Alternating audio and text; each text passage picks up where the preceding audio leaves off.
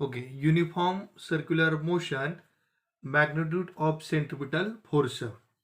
एकसमान वर्तुळाकार गती, अभिकेंद्री बलाचे परिमाण. Okay. Consider an object moving in a circle with a constant speed.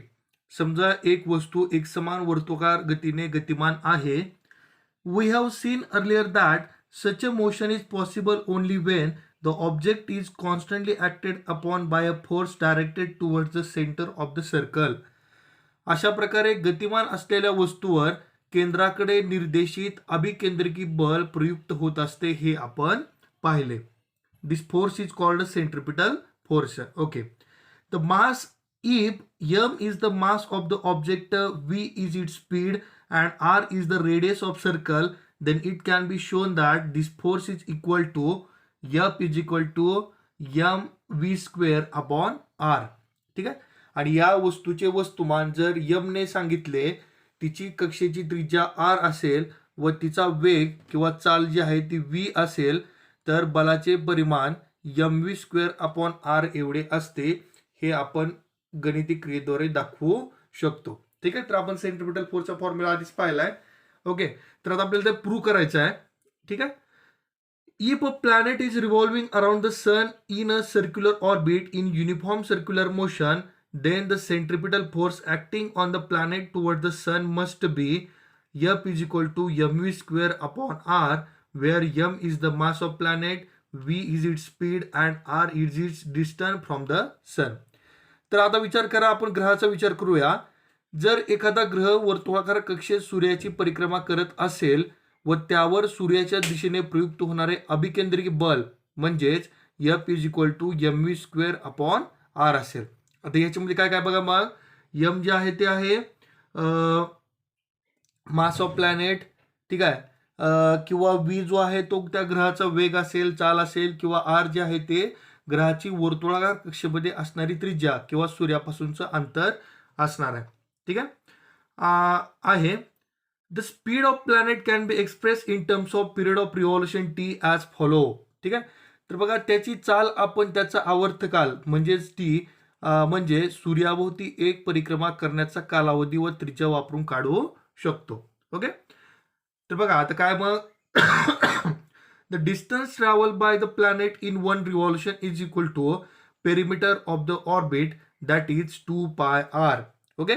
ग्रहाने एका परिक्रमेत पार केलेले अंतर म्हणजेच काय असेल, कक्षेचा परिघ, आणि कक्षेचा परिघ बरोबर 2 पाय r. यामध्ये r काय आहे, distance of the planet from sun. ठीक आहे. सूर्यापासूनचं अंतर. ओके. आणि त्यानंतर time taken, period of revolution is equal to T. Okay. तर आपण स्पीड कसं कॅल्क्युलेट करतो बघा, तर डिस्टन्स ट्रॅव्हल्ड अपॉन टाइम, चाल बरोबर कापलेले अंतर व त्यासाठी लागलेला काल किंवा वेळ. ओके. तर आता मग मेजर करूया. Therefore v is equal to distance travelled upon time taken. ठीक आहे. ठीक आहे. तर बघा, कक्षेत तिथं काय येईल, मग डिस्टन्स ट्रॅव्हल्ड 2 पाय r येईल. ठीक आहे. कक्षेचा परिघ आणि टाइम टेकन टी असणार आहे तिथं. ओके. ठीक आहे. तर त्यानंतर बघा, ओके, तर आता distance travel upon time taken. त्यापूर्वी काय म्हणले बघा, force is equal to mv square upon r, centripetal force बद्दल बोलतो आपण. ठीक आहे. आता वरती आपण जी v ची किंमत घेतली ती आपल्याला ह्या v च्या ठिकाणी ऍड करायची आहे. मग काय होईल बघा, m इन ब्रॅकेट 2 पाय r अपॉन टी, त्याचा स्क्वेअर होईल अपॉन r. ठीक आहे. तर काय केलं मग आता, याच्यामध्ये त्या m नी कंसाचा गुणाकार केला. ओके. काय मिळालं बघा मग, तर 4m pi square r square. ठीक आहे. आणि ते होईल. तर आता आपल्याला छेद समान करायचे, त्यासाठी काय केलं, r स्क्वेअरने आपण अंशाला आणि छेदाला दोन्हीने गुणलं. ठीक आहे. तर काय मिळालं बघा तिथं मग, 4m pi square r cube upon r square T square. ठीक आहे. तर या r क्यूब मधून r स्क्वेअर मायनस केला आपण, मग काय राहिलं शेवटी 4m pi square r upon T square. Okay. ठीक आहे. तर आता नेक्स्ट बघा, therefore F is equal to 4m pi square upon आपण काय म्हणलंय आर स्क्वेअर के, ठीक आहे, आर स्क्वेअर के, पण 4m पाय स्क्वेअर अपॉन के जो आहे तो आहे कॉन्स्टंट, ठीक आहे. त्यामुळे आता काय राहिलं मग शेवटी F is equal to R square किंवा F is inversely proportional to R square, ठीक आहे. Okay. Thus, Newton concluded that the centripetal force, which is the force acting on the planet and is responsible for its circular motion, must be inversely proportional to the square of distance between the planet and sun. ठीक आहे. म्हणजेच सूर्य व ग्रह यामधील अभिकेंद्री बल जे ग्रहाच्या परिभ्रमणास कारणीभूत ठरते ते त्याच्यामधील अंतराच्या वर्गाच्या व्यस्त प्रमाणात असते, ठीक आहे. हेच गुरुत्वीय बल असून ते अंतराच्या वर्गाच्या व्यस्त प्रमाणात असते असा न्यूटनने निष्कर्ष काढला. Newton identified this force with gravity of force of gravity, hence postulated the inverse square of a square law of gravitation. The gravitational force is much weaker than the force in nature, but it controls the universe and decide it future. पण एक लक्षात घ्या, हे जे गुरुत्वाकर्षण बल आहे ते निसर्गातील इतर बलांच्या तुलनेत अतिशय क्षीण आहे, तसेच ते संपूर्ण विश्वाचे नियंत्रण करते व विश्वाचे भविष्य ठरवते, ठीक आहे. This is possible because of the huge masses of planet, star and other constituent of the universe. तर हे कशामुळे शक्य झालंय, तर या ग्रह, तारे किंवा विश्वातील इतर घटकांचे असलेले प्रचंड वस्तुमान यामुळं. ओके. त्यानंतर बघा, यूज युअर ब्रेन पॉवर. एक प्रश्न विचारला आहे, काय आहे, is there a gravitational force between two objects kept on a table or between you and your friend sitting next to you?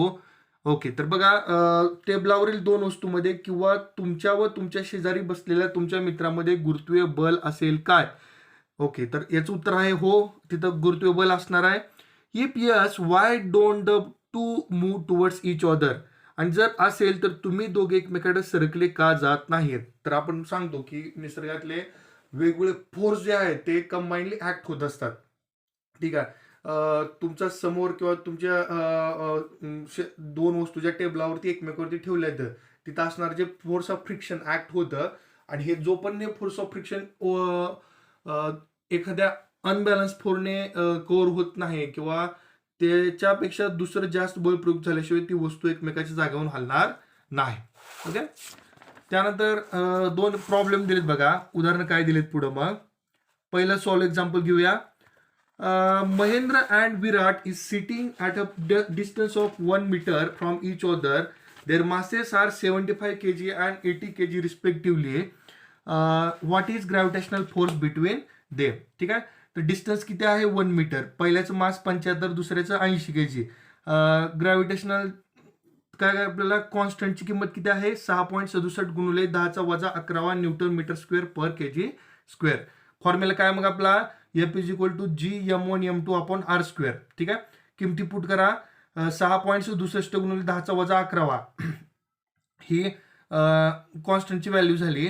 m1 75, m2 80 divide by distance किती आहे 1 त्याचा वर्ग. ओके. हे आपण सगळं सॉल्व्ह केलं आणि येणारं उत्तर जे आहे ते आहे 4.002 इंटू 10⁻⁻7 न्यूटन. ठीक आहे. तर बघा, the gravitational force between Mahendra and Virat is 4.002 into 10⁻⁷ Newton. Mahendra व विराट दरम्यान गुरुत्वीय बल 4.002 गुणिले 10⁻7 न्यूटन इतके आहे. This is a very small force. If the force of friction between Mahendra and the bench on which he is sitting is 0, then he will start moving towards Virat. Under the action of this force, we can calculate his acceleration and velocity by using Newton's law of motion. ठीक आहे. तर बघा, आता हे जे आपण force बघतोय 10⁻⁷ म्हणते, हे म्हणजे काय फोर्स अगदी कमी आहे, अगदी नगण्य आहे. जर महेंद्र व ज्या बाकावर तो बसला आहे त्यामधील फ्रिक्शनल फोर्स म्हणजे घर्षण बल 0 असेल तर या गुरुत्वीय बलामुळे महेंद्र विराटकडे सरकू लागेल. त्याचे त्वरण व त्याच्या सरकण्याचा वेग आपण न्यूटनचे समीकरण वापरून काढू शकतो. ठीक आहे. एक्झाम्पल सेकंड बघा मग काय. In the above example, assuming that the bench on which Mahendra is sitting is frictionless starting with 0 velocity, what will Mahendra velocity of motion towards Virat after 1 second. Will this velocity change with time and how. ठीक आहे. वरील उदाहरणात महेंद्रचा भाग घर्षण रहित असेल तर विराम अवस्थेतून सुरू झाल्यावर 1 सेकंदानंतर महेंद्रचा विराटकडे सरकण्याचा वेग किती असेल, तो वेग कालानुसार बदलेल काय व कसा. ठीक आहे. तर आता काही किमती आपल्याला आधीच्या उदाहरणातल्या वापराव्या लागतील. ठीक आहे. काय गिव्हन आहे मग आपल्याकडं. ओके, फोर्स ऑफ फ्रिक्शन आपण कॅल्क्युलेट केला आधी, किती आहे ते 4.002 गुणिले 10⁻7. आता महेंद्रचं वजन किती आहे 75 kg. ठीक आहे. According to Newton second law the acceleration produced by the force on Mahindra m is equal to 75 kg. न्यूटनच्या गतिविषयक दुसऱ्या नियमाप्रमाणे महेंद्रवरील बलामुळे निर्माण होणारे त्वरण. आता आपण फोर्स काय सांगतो, मास इंटू ऍक्सेलरेशन. आता आपल्याला ऍक्सेलरेशन डिटरमाइन करायचं आहे. ठीक आहे. तर ए इज इक्वल टू फोर्स किती आहे 4.002 गुणिले 10⁻7. मास किती आहे 75 kg. हे आपण सॉल्व्ह केलं तर ऍक्सेलरेशन किती मिळालं आपल्याला 5.34 गुणिले 10⁻9 metre per second square. Okay. Using Newton's first equation we can calculate Mahendra velocity after 1 second. तर बघा, न्यूटनचे पहिले समीकरण वापरून आपण महेंद्रचा 1 सेकंदानंतर असणारा वेग काढू शकतो. काय मग पहिले equation, v is equal to u plus at. As Mahendra is sitting on the bench his initial velocity 0. ठीक आहे. आता महेंद्र बाकावर बसले असल्यामुळे त्याचा सुरुवातीचा वेग 0 आहे आणि तो जो बाक आहे तो कसा आहे फ्रिक्शनलेस आहे. ठीक आहे. ओके. तर व्हॅल्यू पुट करा मग, v is equal to 0 plus ऍक्सेलरेशनची किंमत आपण वर काढली, किती आहे 5.34 गुणिले 10⁻9. ठीक आहे. आणि टाइम किती आहे 1 आहे 1 metre per second. Okay. Calculate केलं किती मिळालं मग 5.34 गुणिले 10⁻9 metre per second. Mahendra velocity after 1 second will be 5.34 into 10⁻9 metre per second. ठीक आहे. सॉल्व्ह झालंय. एक सेकंदानंतर असणारा वेग काढला आपण. ठीक आहे. तर this is an extremely small velocity. The velocity will increase with time because of the acceleration. हा अतिशय संत वेग आहे व तो देखील घर्षण नसल्यास संभव आहे, हे तुमच्या लक्षात आलेलेच असेल. हा वेग त्वरणामुळे वाढत जाईल. The acceleration will also not remain constant because as Mahendra moves towards Virat the distance between them will decrease causing and increasing the gravitational force thereby increasing the acceleration as per Newton's second law of motion. ठीक आहे. तर बघा काय म्हणल्यानंतर, तसेच कालानुसार महेंद्र विराटच्या जवळ सरकल्यामुळे त्याच्यातील अंतर कमी होत जाईल. गुरुत्वाकर्षणाच्या नियमाप्रमाणे गुरुत्वीय बल वाढत जाईल व त्यामुळे न्यूटनच्या दुसऱ्या नियमानुसार त्वरणही वाढत जाईल. ठीक आहे. तर एक यूज युअर ब्रेन पॉवर आणखीन एक क्वेश्चन दिला बघा आपल्याला. काय म्हणले त्यामध्ये, assuming the acceleration in example second above remains constant how long will Mahendra take to move 1 centimetre towards Virat. उदाहरण 2 मध्ये महेंद्रचे त्वरण स्थिर धरल्यास वेगानुसार त्याला विराटकडे 1 सेंटीमीटर सरकण्यासाठी किती वेळ लागेल. ठीक आहे. तर याच्यासाठी आपल्याला बघा काही गोष्टीची माहिती करून घ्यायला लागेल. उत्तर कसं येईल बघायचं. तर याचा सुरुवातीचा वेग किती आहे 0 आहे. ठीक आहे. तर आपल्याला डिस्प्लेसमेंट कॅल्क्युलेट करायचं होता. तर त्याचा फॉर्म्युला बघा, s is equal to ut plus 1/2 at square. Okay.